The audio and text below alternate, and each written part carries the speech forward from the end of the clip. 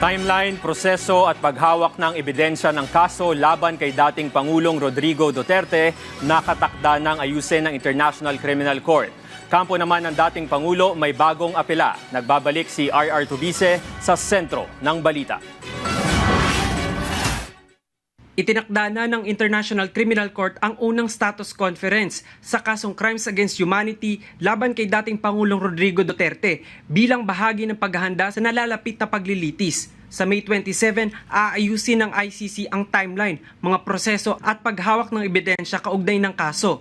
Inatasan ng prosecution at depensa na magsumite ng detalye ng kanilang mga bagong ebidensya at testigo bago ang May 15. Ayon sa ICC, walang tiyak na bilang ng mga status conference dahil nakabatay ito sa pangangailangan ng bawat kaso. Samantala, humirit ng apela ang kampo ni Duterte matapos kumpirmahin ang mga kaso laban sa kanya.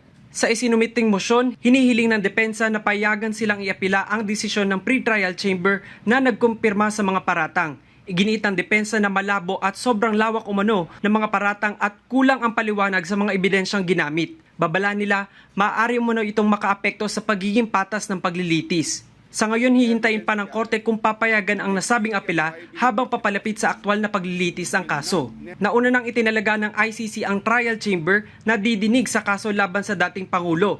Itinalaga ang trial chamber 3 sa pangunguna ni Judge Joanna Corner. Ililipat na rin ang buong record ng mga pagdinig sa nasabing chamber, isang mahalagang hakbang bago ang simula ng trial. Paalala ng ICC, ang confirmation of charges ay hindi pa hatol, kundi simula pa lamang ng trial stage. R.R. Tubise para sa Pambansang TV sa Bagong Pilipinas.